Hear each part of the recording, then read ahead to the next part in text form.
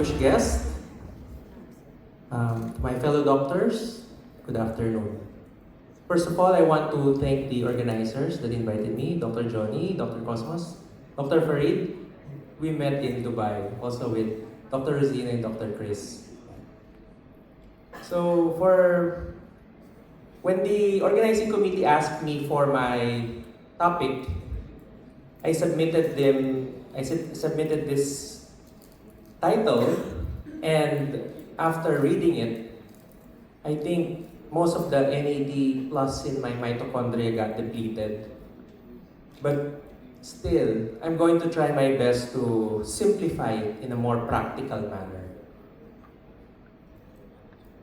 So my background is regenerative medicine, but before regenerative medicine, I was also into surgery, particularly aesthetic surgery.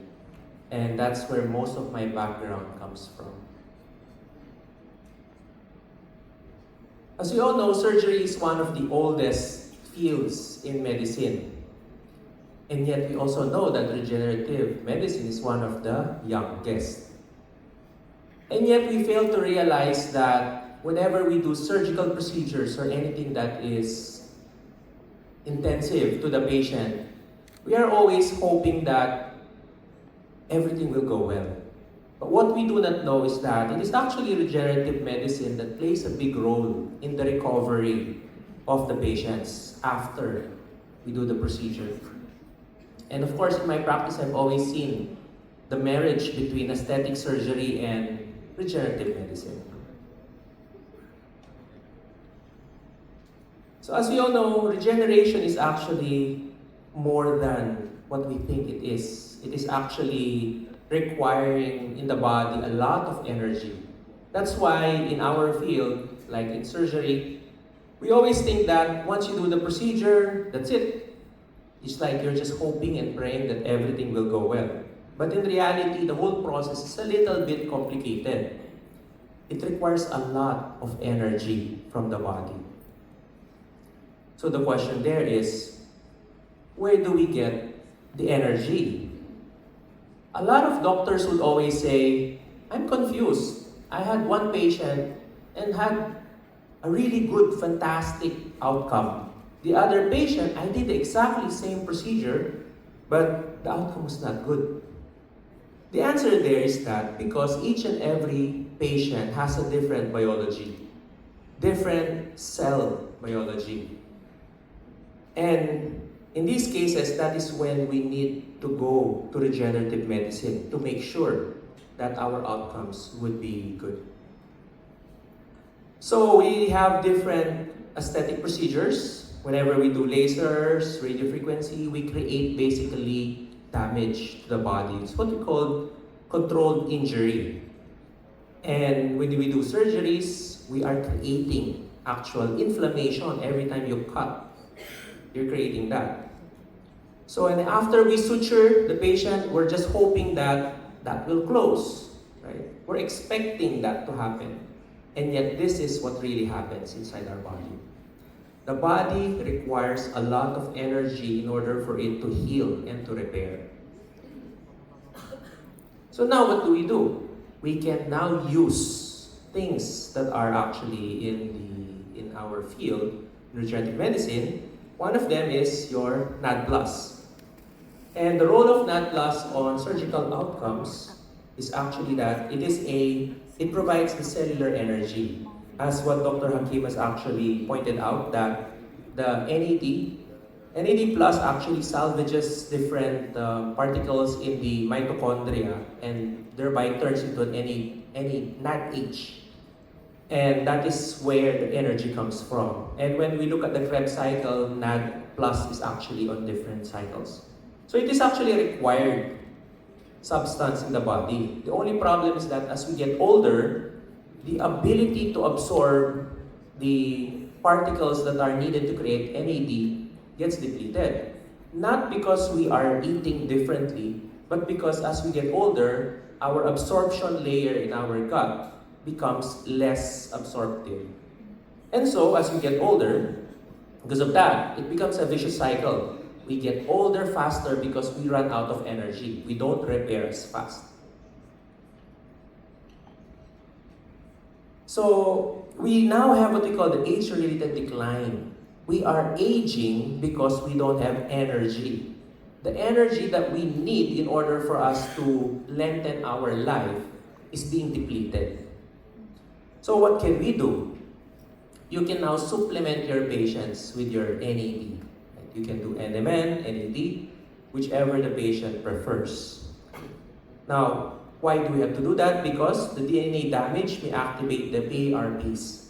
And this is actually increasing the NAD consumption. Whenever there's any damage, the body requires the energy, and when it doesn't have the energy, it will not heal.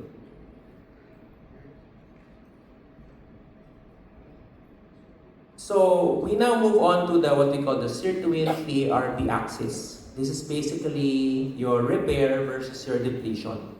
So whenever I go to different countries, especially in Europe, whenever I see the old castles, I can see that their old castles are well maintained. The ones that we still see.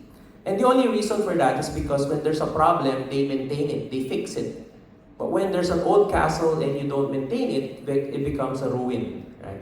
That's also what happens to the body. You need to basically repair every time that there's a damage. And some of the things that are happening in your body are the sirtuins. These are what we call the longevity enzymes. They are basically created in the body, and they are linked to mitochondrial function. The other one would be the PARPs. They are the NAD-using enzymes. They are also involved in DNA damage and repair signaling. So, what happens when our energy is actually low? The mitochondria will produce less energy for repair. Less repair, less healing. The DNA damage will not actually be improved. Inflammation and oxidative stress will persist longer. And so, cellular remodeling may become less predictable. You'll have a patient that you don't know the outcome. So another tool in our armamentarium would be the peptides. There are peptides that are already FDA approved, some of them still experimental, but a lot of them are already being used in clinical practice.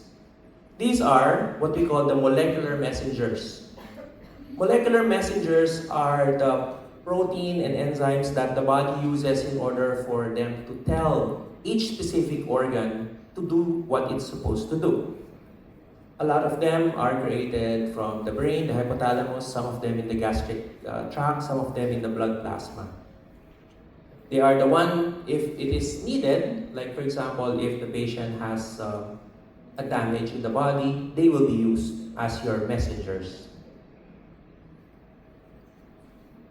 One specific example is GHKCU. It is actually studied for hair, skin, and joints. We have a lot of patients that we have used GHKCU near their joints, and after a few weeks of use, we told they would come to us and say that their joint is actually well improved.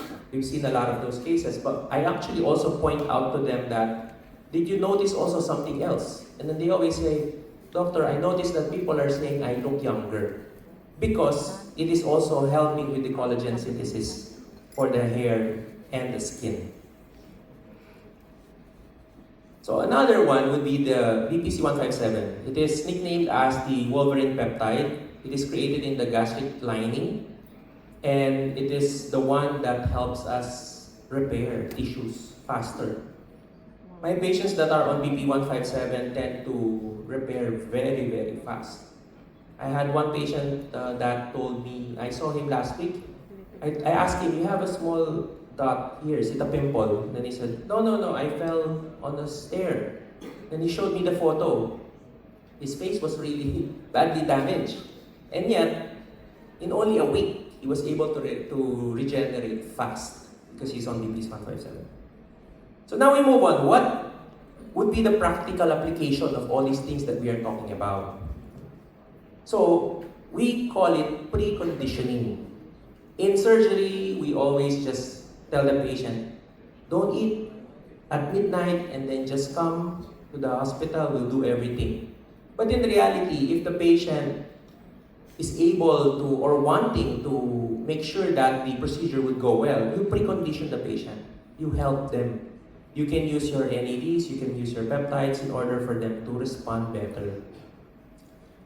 Who can benefit from that? If a patient says, I'm a smoker and I don't want to quit, but you still need to do the procedure, then they would benefit from your preconditioning. You increase the energy that the body has in order for them to be able to repair themselves.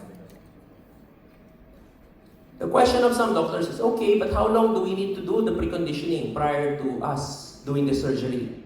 Well, there's different timelines, of course, but one of them is 2 to 4 weeks prior, you can assess the healing risk of the patient. Are you in a, do you smoke? Do you drink too much? Like that. And then 1 to 3 weeks prior, you can now optimize their NAD plus and their peptide. You create a peptide plan. We do that on patients, which we think if they need this, if they need energy, we give them NAD. If we think that they need a faster resolution of their surgical case, we give them PPC-157. And then on the procedure itself, you support the body with your proper technique, and then you continue the repair after. So the applications would be even prior to laser procedures, even prior to any invasive procedures, surgical procedures. It would actually really help repair the patient. And those would be the patients that you would say, oh, my patient healed very fast. So we call the post-procedure recovery. You do your first phase, you control first the excessive inflammation. But of course, you also allow your blood flow to happen. On your middle phase, that's where you get most of the blood flow to come. And you hope that the collagen synthesis would occur. And of course, on the late phase, you now guide the scar to mature. A simple clinical algorithm would be you identify the patient's risk, you look at the lifestyle factors considering what they would need. You choose your preconditioning plan, and then you perform the procedure with a conservative technique, of course. And then afterwards, you still do the recovery support. And a lot of our patients love the recovery that eventually they decided to continue all the treatments even after. So my key message for surgeons and for the other doctors here is that if you want to have a good outcome, you prepare the patient. You can use NAD, which supports the metabolic platform, and you can use peptides that support the communication between cells. And in my aesthetic practice, preconditioning has been one of my key things that I do that gives me always good procedure outcomes. Now, to end, I just want to give a very quick story about 5 doctors that went hunting for ducks. The first doctor is a pediatrician. The pediatrician saw a duck. He pulled out his gun and then said, looks like a duck, it flies like a duck, but I cannot shoot it. It might be a child duck. So the OB said, move aside, I'm gonna do this. So the OB-GYN pointed his gun at the duck. He said, it looks like a duck, it flies like a duck, but it might be a pregnant duck. I cannot shoot it. The third doctor, the psychiatrist said, move over, it's my turn.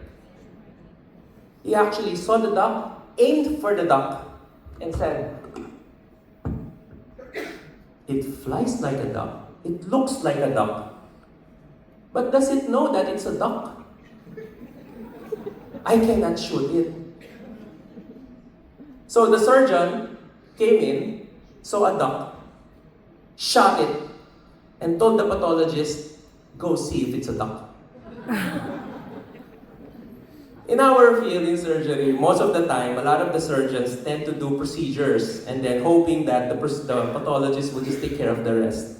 But in reality, it is actually our way of being concerned to the patient that we can do something that can help with the procedure outcome.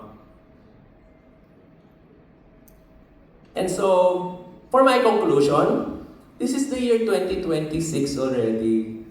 Gone are those days that we are just hoping and praying that the patient would actually get better, heal well, that the wound will close, that after we suture and we remove the suture, it will already be closed. In our line, we now have to optimize the recovery of the patient. And if we can do such things, we will actually be, our patients will eternally be grateful to all of us. And with that one, I just want to remind everyone that you have to keep in your mind that if you add metabolism, good metabolism from your NAD and your cell signaling, what will happen with your procedure is that you will have a biologically prepared regenerative aesthetic procedure. Thank you and good afternoon again. Thank you very much.